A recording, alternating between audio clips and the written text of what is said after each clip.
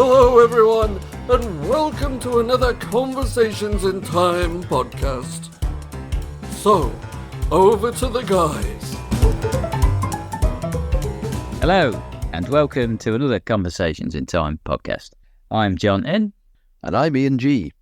Right, so we're still on the counterfactual bus, and continuing from the third episode, we're going to do a second part, of which counterfactual, Ian? You know, to be honest, John, I can't remember. Is it Churchill? It's the Winnie one, yeah. Yeah. The Churchill one, so... Oh, that was it. So last week we talked about, which was a true story, he was hit by a car in New York in 1930-something. 1931, so Right. I did look it up, and I incorrectly said it was a taxi. It was a car, and he did a very, I wouldn't say comical thing, but he's British, he looked the wrong way on the road. All right, and they don't pay to look left and look right on. Yeah, that's right, and he stepped out in front of a car, and was seriously injured. Yeah, he was in hospital for 3 weeks. Yeah. So it as I remember saying, a couple of seconds either way, and the outcome could have been as per this what if. Which is, and we talked about, him not surviving that incident, obviously, last week, and we focused very much on Britain and Europe, or certainly Britain, not unreasonably, in the context of early 1940s, late 1930s, and this time we're going to concentrate on where, John? America and Russia. Yeah. Just as a recollection of the previous podcast, there was something that you've mentioned about general elections, and you were right. If the UK government had gone for appeasement at that, in 1939, ultimately we wouldn't have been at war. And the previous general election in the 30s was 1935. So 1940, there almost certainly would have been another general election. Now, who would have won? Who knows? But I know you talked about a general election and whether there would have been one, and I think realistically there would have been. Well, there wouldn't have been a coalition wartime government because there That's wasn't right. any Yeah. war. So you would have to have a general election.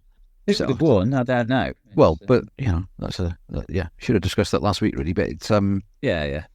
Anyway, and the way we ended it, we were talking about Japan and the Pacific, because that is irrelevant of Churchill and appeasement. The Japanese would still have bombed Pearl Harbor, would still have invaded, the mainland. yeah. That would have remained the same.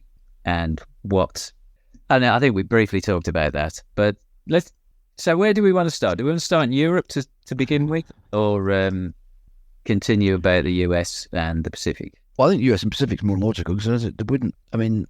Let's talk about what you mean by Europe. Western Europe would be much as it was because it predated Churchill becoming, well, hadn't really, but it essentially had predated Churchill becoming an effective prime minister in the original timeline anyway. So it would have been on different, shall we say? So if the would be the opposite of different, it'd be the same. Is what I meant. Sorry, go on. Yes. Yeah. So Britain, has an appeasement policy. I don't think appeasement is quite the right word, to be honest, because appeasement is you appease somebody before they hit you, if you know what I mean. Don't hit me, but once they've hit you. Because we're talking about, because I think because obviously Churchill didn't take Britain into war, Chamberlain did.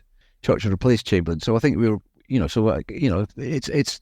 it's coming to a negotiated settlement with Germany. Really, I can't think of what the term for that would be. Yeah. Surrender springs to mind, but a negotiated peace. Yes, an armistice. Well, no, that's not quite right either, is it? But anyway, there would have been some non-hostile pact, no hostility. Well, I was trying to think of what the there is a term, but I can't think of anyway. Whatever that term is, we won't attack you if you don't attack us. Yeah. But anyway, so there would have been a degree of stability. Ultimately, Britain wouldn't have done anything. That's the bottom line in Europe. Yes. Although, as we said, it would have rearmed itself. Yes, so there would have been internal policies in terms of, like you say, we're not going to trust Germany, but Germany would have carried on in Europe doing whatever their plan was. Yeah. So I don't know whether they wouldn't have taken over Spain, would they? No, we didn't have to. It was already fascist already. So, yeah. So Spain would have been part of the Axis powers. Maybe they would have taken the whole of France. Don't know. Rather than leaving Vichy France there. But anyway, probably taking all of the Scandinavian countries. Well, they essentially, with the exception of Sweden, they already had done. But yeah. But whether they would have maintained the neutrality of, say, Switzerland. I don't know. There's always an advantage. Particularly if you're a despot, having a neutral country nearby, something to flee to, and the dodgy deals with the rest of the world and all the rest of it. So I think Switzerland was a fairly unpleasant near fascist state anyway in the 1940s. It wasn't actually fascist, but spot the difference. So again, probably quite handy, because these people were criminals ultimately. So it's always handy having somewhere to stuff your ill-gotten gains, isn't it? Yeah. Okay, so Europe's sewn up and Germany attacked Russia. So that would have been the same. That was always part of his plan, was to do something in leverage. And I think at the end of the day, we felt that there would have been. He couldn't conquer Russia, but he would have taken a sizable portion and left it at that. Yeah. And ultimately then taken a step back. I mean, what would have happened in Russia? Yeah, I mean, I can't see that they'd necessarily, other than, him eliminating Stalin and all that type of stuff, whether that would have happened, I don't know. We'd have to make a decision as to whether, as part of that, Stalin either survives and then negotiates his own armistice, with losing lots of land in that part of Russia, and then survives in what's left. No, I don't. I mean, if you remember, the Germans they didn't get to Moscow and they didn't take Leningrad and stuff, but they moved south and they took large chunks. They got as far as the Crimea, all the way through Ukraine. So the Soviet Union, as it was, couldn't really survive without those European bits of survive, but wouldn't be happy to survive. So I don't think an agreement would be got. I think Stalin is such a ruthless person. He would have left Moscow. I don't think he'd have been. I mean, don't forget, there's no lend-lease for Russia either. Correct. Well, not correct, but they don't. That's the thing. You don't. If you're not actually, I'm not suggesting they're actively fighting them as such, but I don't think they'd come to any agreement either.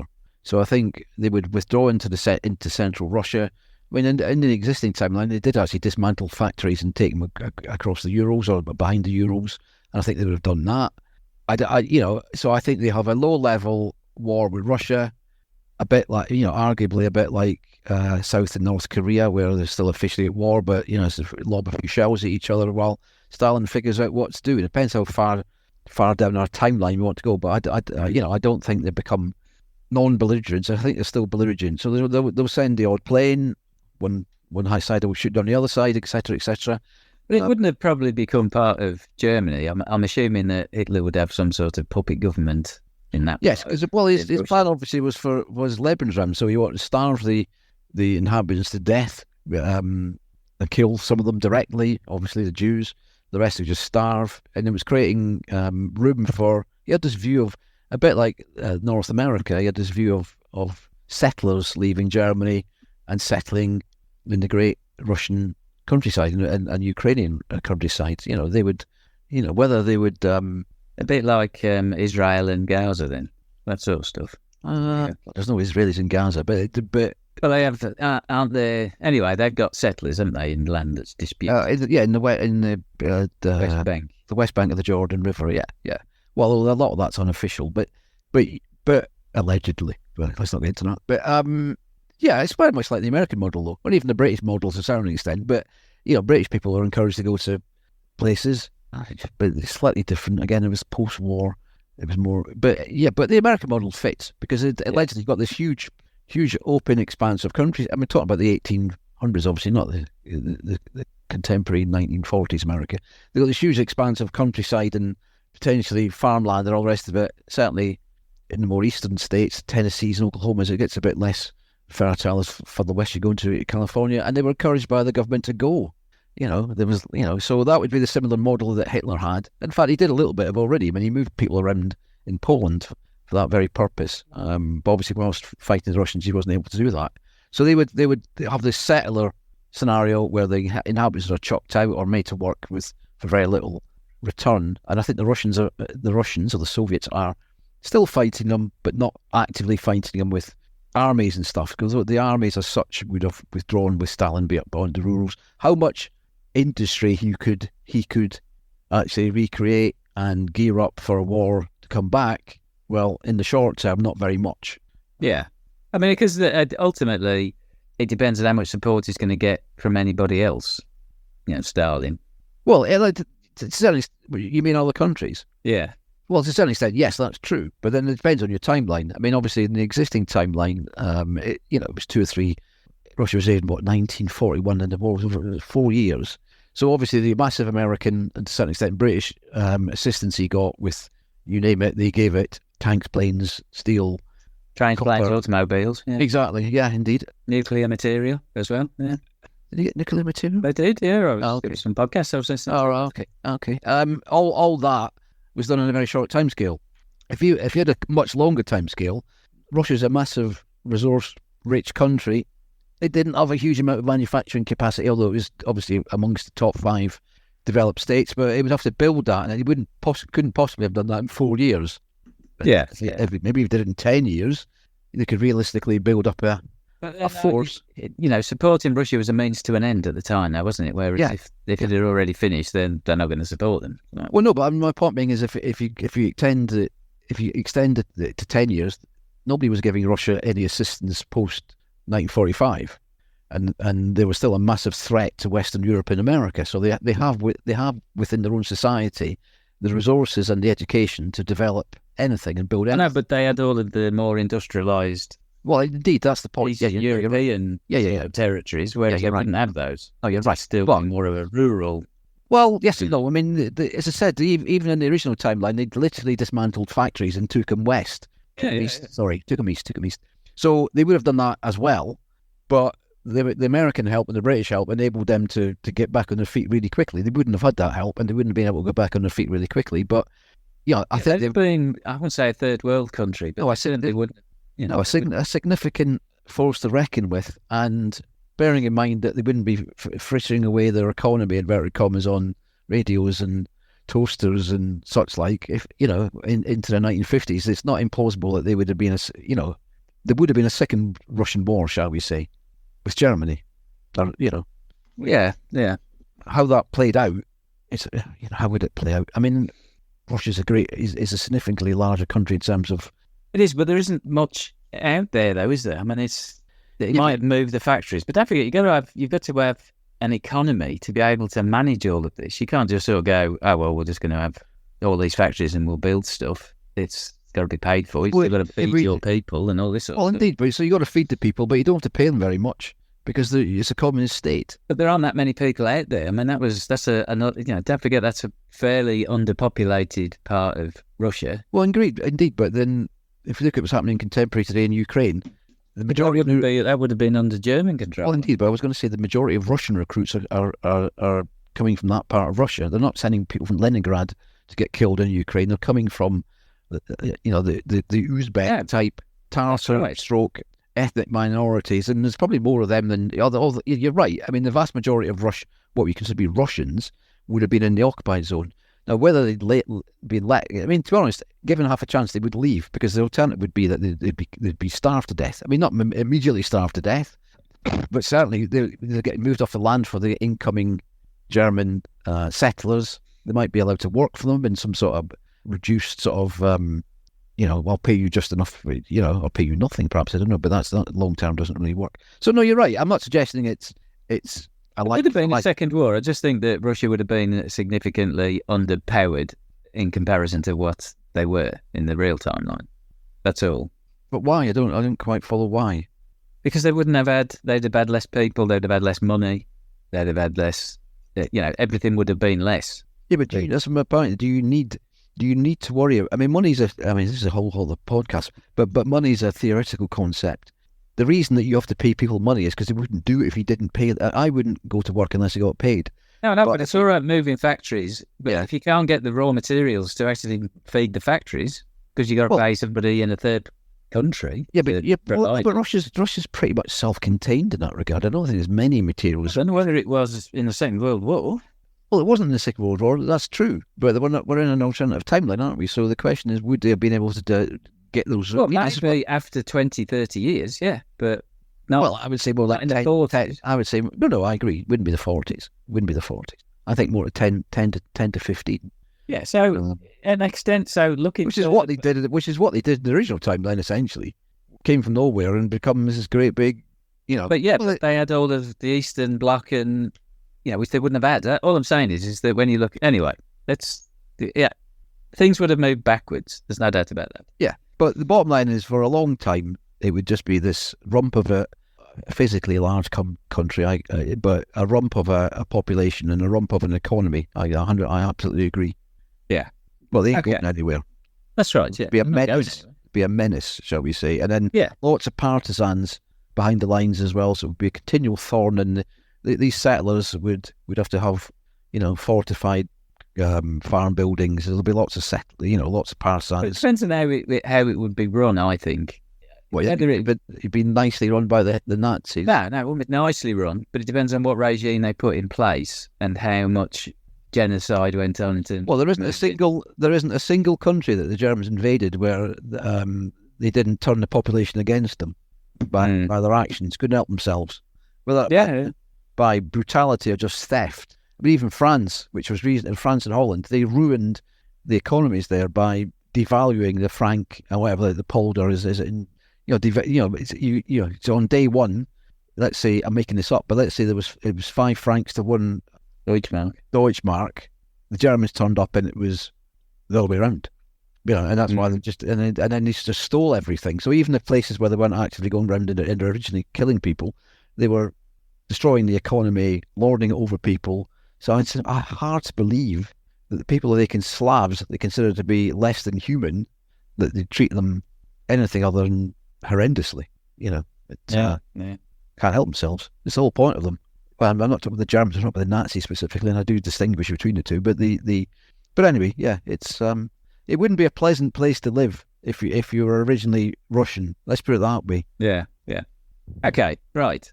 So that's our potential view in the medium term within mainland Europe / Russia. So let's come back to the US and the Pacific. So the Pacific conflict, would have had all of the US attention since it wasn't, providing any support anywhere else.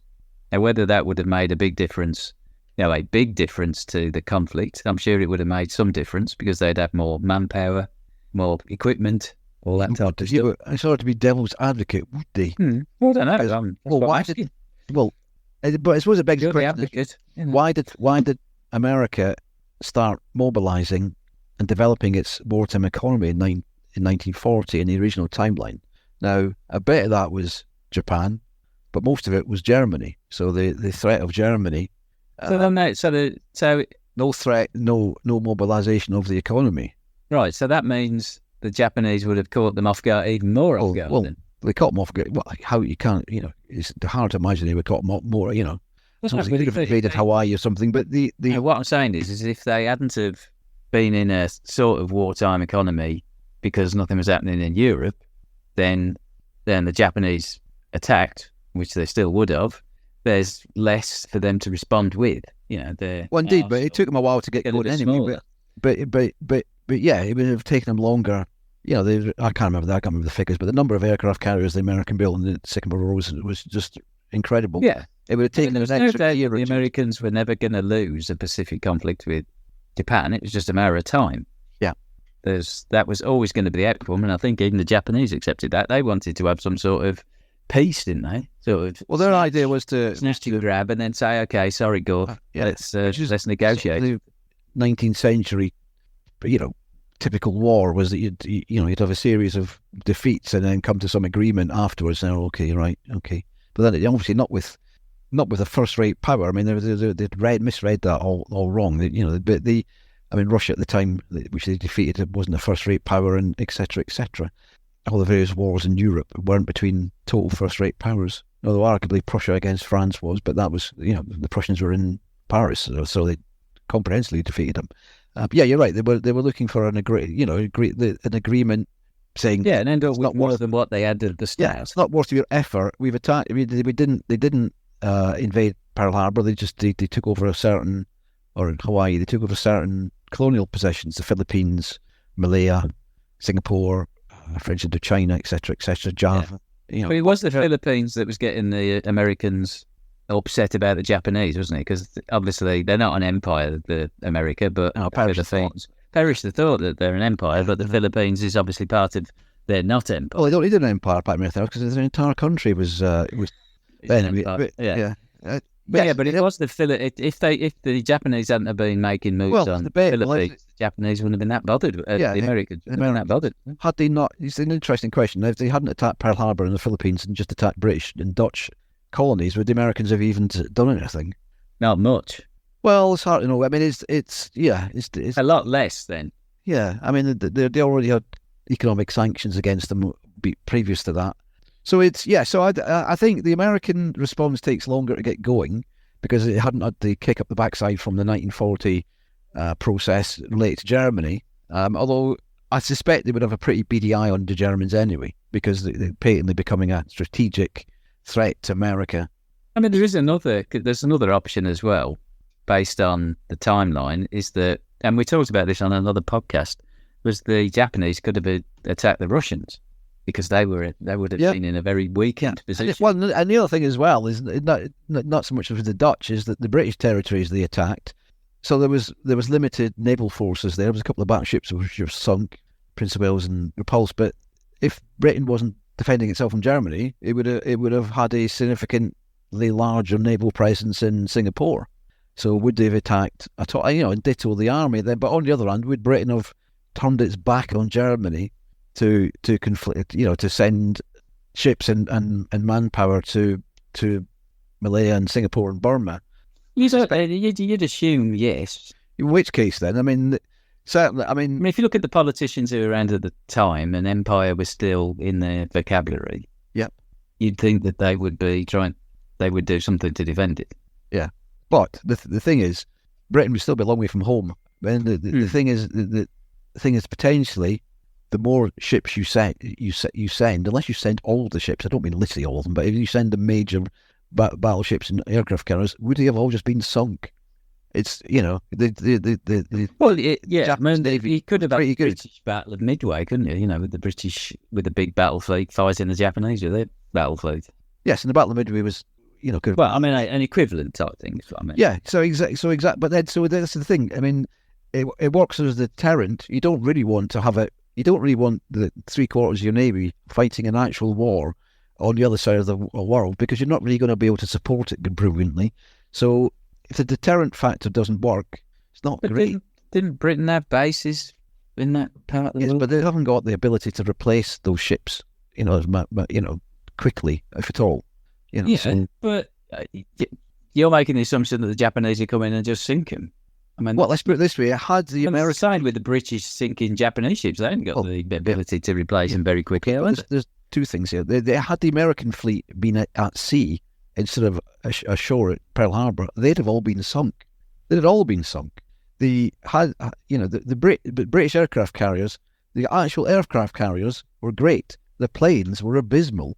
So, British aircraft carriers had very little ability to defend themselves other than with guns and armour, and eventually they would have been sunk. So the Japanese Navy was probably, in terms of a peer-to-peer force against each other, not the military industrial complex behind it, but the Japanese Navy was probably the best navy in the world by a long shot in terms of aircraft carriers and battleships. The anti-submarine, all that stuff, that was abysmal.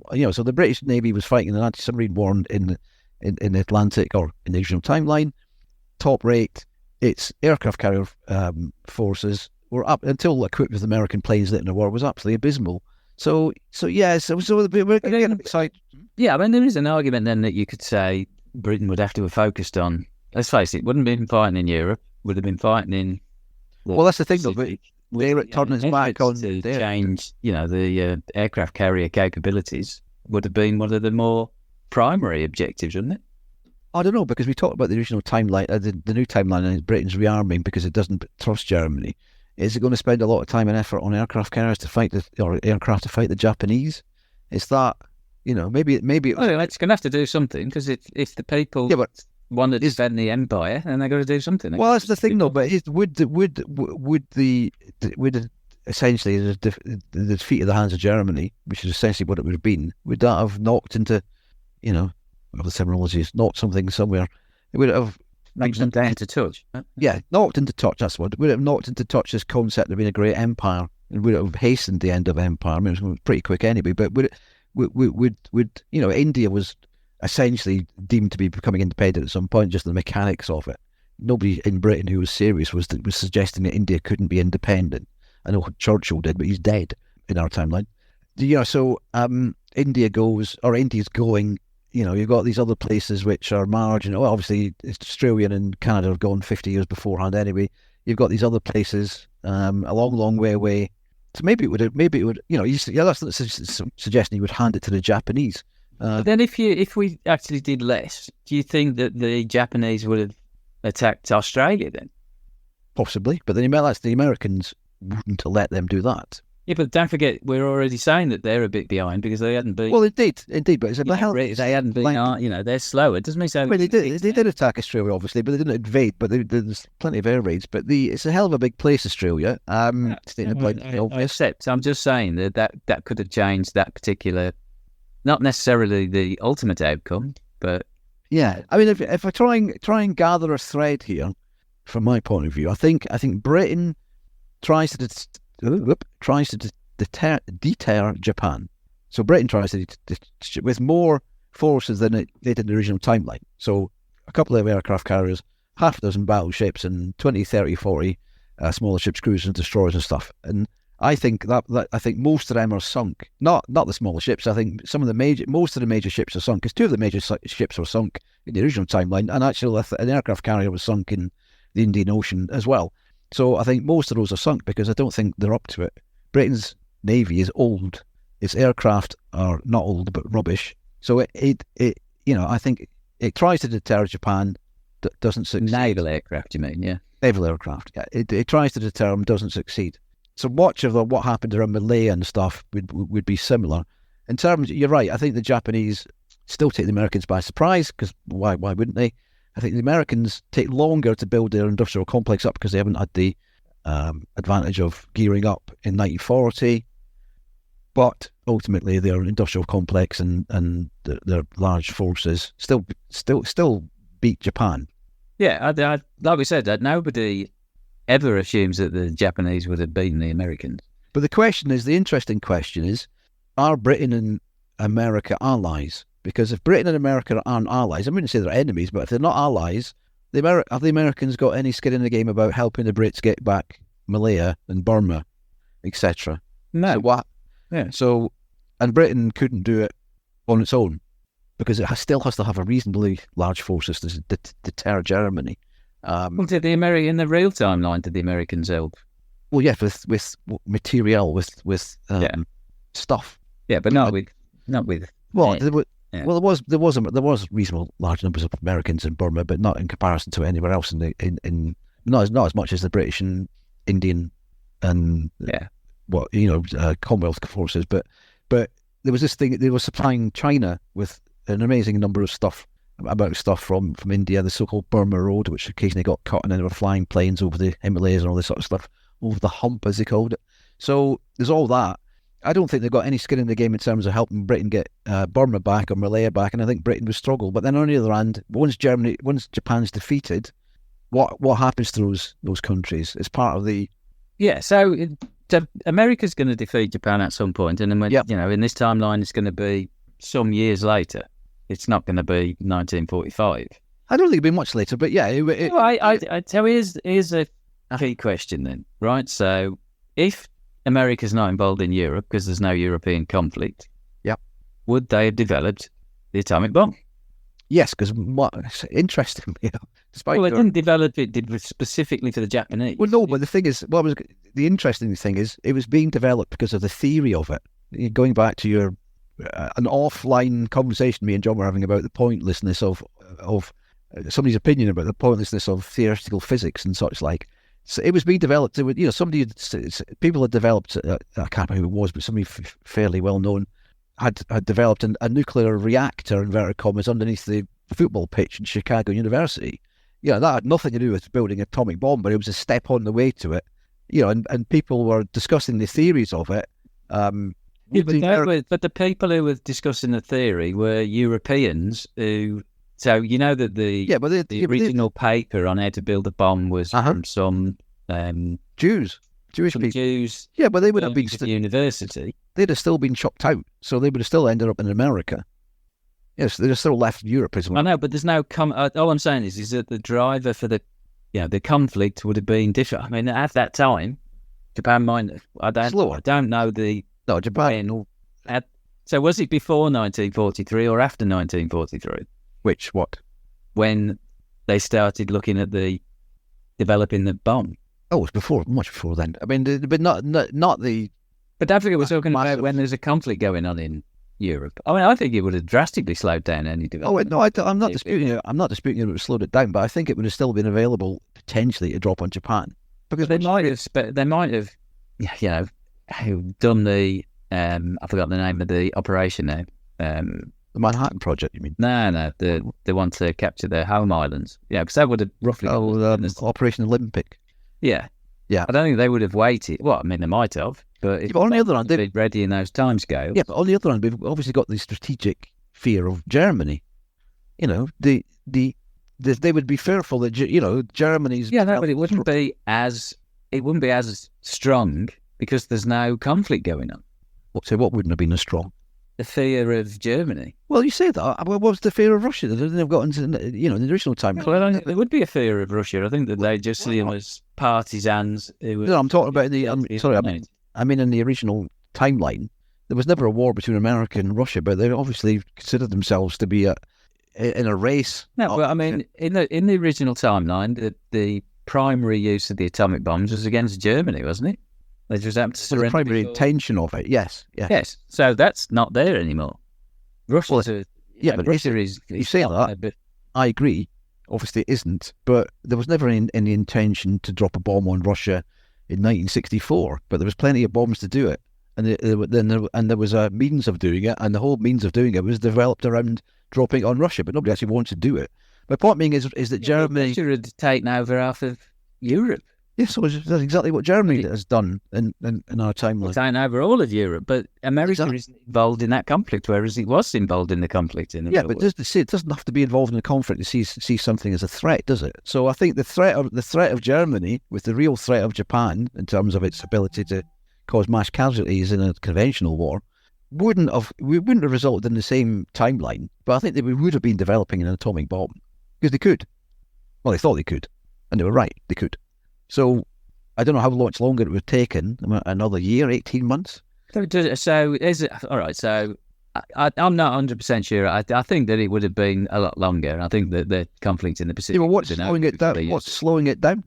I think that the focus is on defeating the Japanese rather than investing... Yeah, but that doesn't apply. Yeah, but that doesn't apply to Oppenheimer and co. He's not fighting the Japanese. I mean, so... But the German, just having a threat versus actually being at war are two different things. And unfortunately, it's not the same as actually having American troops dying. Well, true, but mankind's never needed an excuse to develop weapons, is it? What was that? I'm just saying that I think it would have been later. That's all. In which case, I agree. But I think it might have been later than the end of the Pacific conflict. Well, that's possible as well. So it's possible it would have never been dropped, but it certainly would have been available in the late 1940s to threaten the Germans with. And what that makes you wonder about the one that they spent even more money on, was it the B-29? Yeah. Would they have bothered with that? I mean, they weren't doing it. Yes, because again, why would he not? Yeah, but there was a requirement though, wasn't there? Yeah, but there's a requirement potentially to deter Germany in the same way in the regional. I know, but they weren't doing lots of bombing. They wouldn't have done it. The bombing wouldn't have started for them to then start thinking we've got to have a bomb that can go above anti-aircraft fire, and but they wouldn't have learned those lessons. Yeah, but most of virtually all of these aircraft that were used at the end of the war were actually on the design, not the design board, what's it called? The design drawing board. The drawing board. In 1939. 1940. They were But the war had started then. Well, yes, but nobody. Yeah, but my point being is nobody said that I want to be able to do this because we're already doing this. I want to be doing something else. It was all theoretical. All weapons. No, I know, but all I'm saying is that there's a difference when you're actually fighting the war and then you got B-52s and they're being shot out of the sky and all this sort of stuff, and you want to B-29s, but B-29s, yeah, B-52s, that's banned. B-29 anyway. Well, it's also a bomber as well, but never mind. But yeah, it's But you know what I mean? It's like the drivers are just different.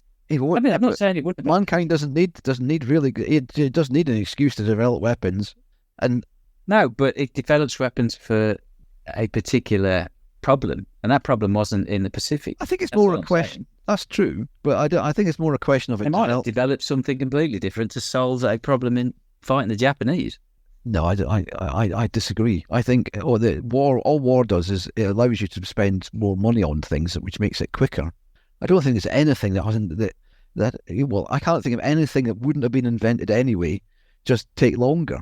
Jet engines, atomic weapons, Yes, wartime gives you an urgency. It allows you to chuck money at things, but I mean, sending rockets into space, using rockets, ballistic missile rockets to target cities.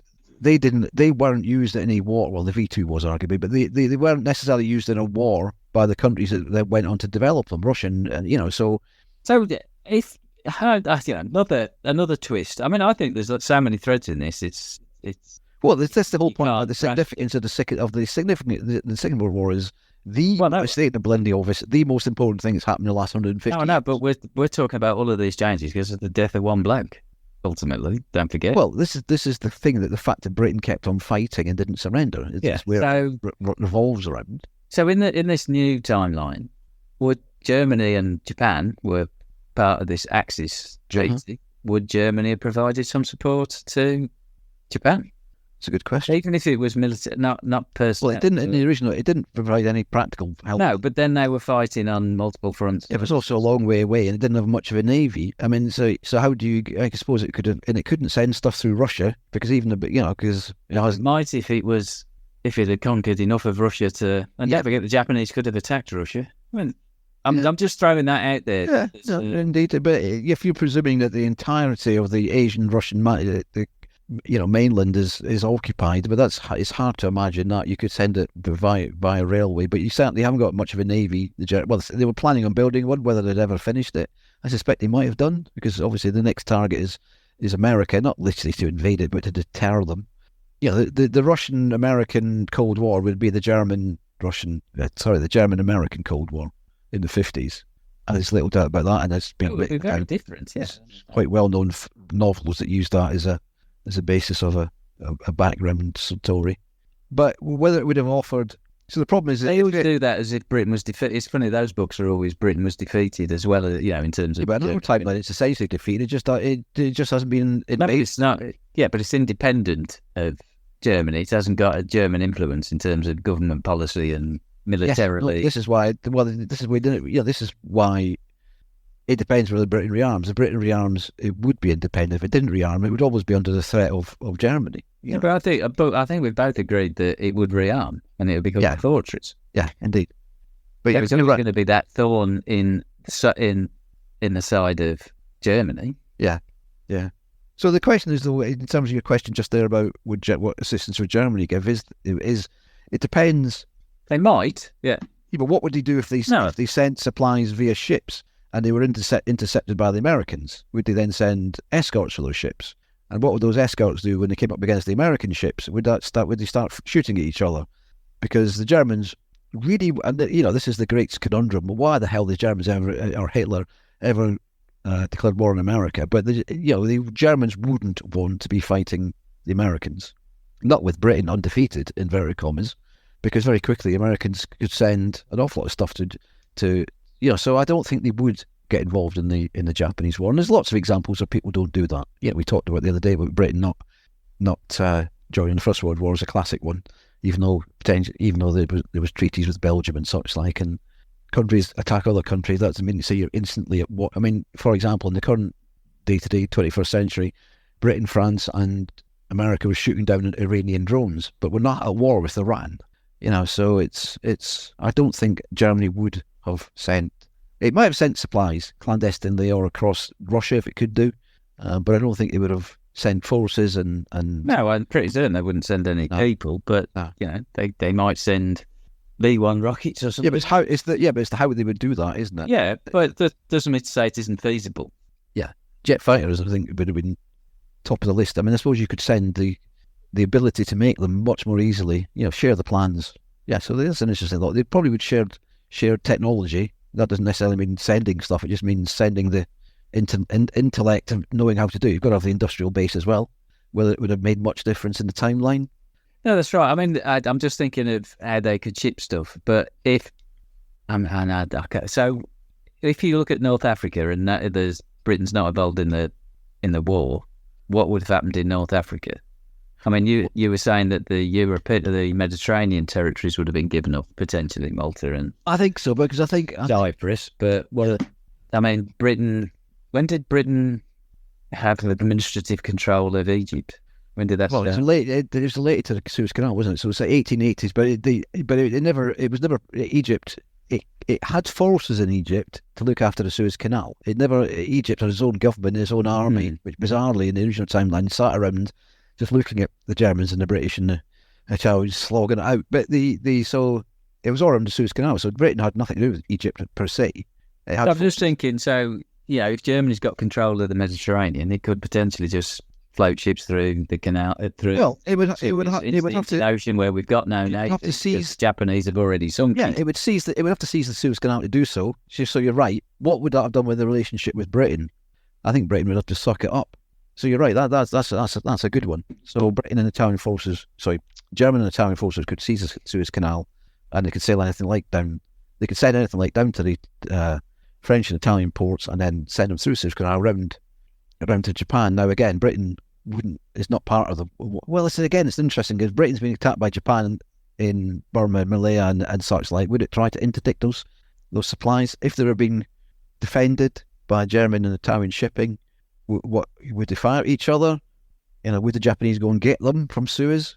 In which case, Britain would attack them.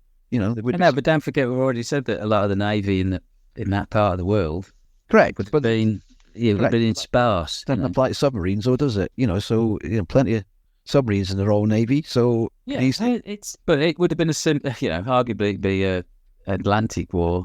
Yeah, but the other way around. Yeah, but there's a lot of that goes on even today. I mean, there's an awful lot of American and British, NATO forces send stuff to Ukraine, and they aren't attacked by Russian forces outside Ukraine, are they? So it's no. So I mean, like I say, I think there's a tangent that has a potential sparkle to it. Yeah. So the scenario would be that that German ships are coming through the Suez Canal, and British forces from India try and stop them.